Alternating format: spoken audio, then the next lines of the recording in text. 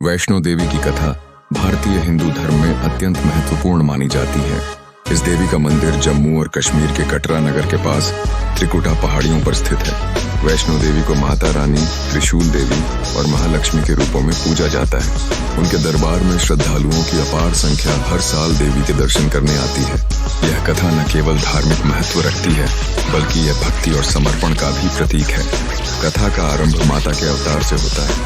एक बार देवताओं और राक्षसों के बीच युद्ध चल रहा था। देवताओं की एक सभा में यह निर्णय लिया गया कि उन्हें एक शक्तिशाली देवी की आवश्यकता है जो राक्षसों का संहार कर सके।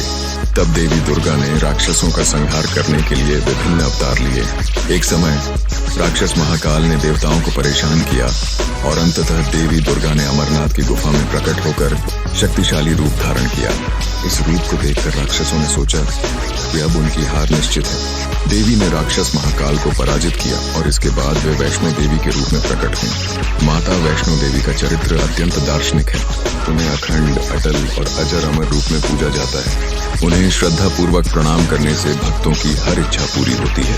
कथा में बताया गया है कि माता के दरबार में जाने के लिए सच्चे मन से की गई भक्ति आवश्यक है। माता वैष्णो देवी के दर्शन के लिए तीर्थयात्री कटरा से यात्रा आरंभ करते हैं। यात्रा पथ लगभग 12 किलोमीटर लंबा होता है। इस यात्रा में श्रद्धालु देवी के प्रति अपनी भक्ति को प्रकट करते हुए आगे बढ़ते हैं। मार्ग में कई स्थान आते हैं जहां श्रद्धालु विश्राम कर सकते हैं और देवी की आराधना कर सकते हैं। यात्रा के दौरान भक्तों का मनोबल बढ़ाने के लिए गूंजते भजनों और आरती की आवाज हर ओर फैलती रहती है। यात्री एक अद्भुत अनुभव से गुजरते हैं और अपने साथ ठोस श्रद्धा लेकर चलते हैं। इसके अलावा इस यात्रा में भक्तों का सामाजिक स्तर, आपसी सहयोग और भाईचारा भी देखने को मिलता है। नेपाल की भांति माता की गुफा त्रिकुटा पहाड़ी पर स्थित है। गुफा में माता की मूर्ति 3 आकारों में विद्यमान है जो देवी दुर्गा, लक्ष्मी और सरस्वती के रूप में पूजित होती हैं। जब भक्त पहले गुफा में प्रवेश करते हैं तो वे माता के चरणों को प्रणाम करते हैं और फिर उनकी आरती करते हैं। कथा के अनुसार माता ने एक बार अपने भक्तों की भक्ति को देखते हुए उन्हें दर्शन देने का निर्णय लिया।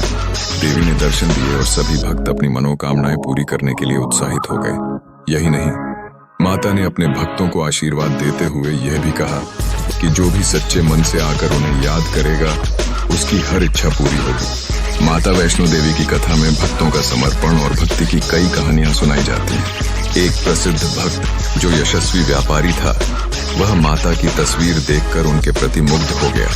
उसने स्वप्न में माता से कहा कि वह उसे दर्शन देने के लिए आए।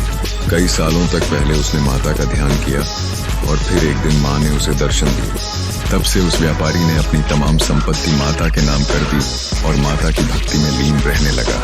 माता वैष्णो देवी का महात्म्य विभिन्न पौराणिक कथाओं में विस्तृत है। माना जाता है कि देवी के दरबार में किसी भी भक्त की ख्वाहिश पूरी होती है। जो भी व्यक्ति उनकी शरण में आ जाता है उसकी कठिनाइयां दूर हो जाती हैं। कथा में बताया गया है कि एक समय एक गरीब व्यक्ति माता के दरबार में आया।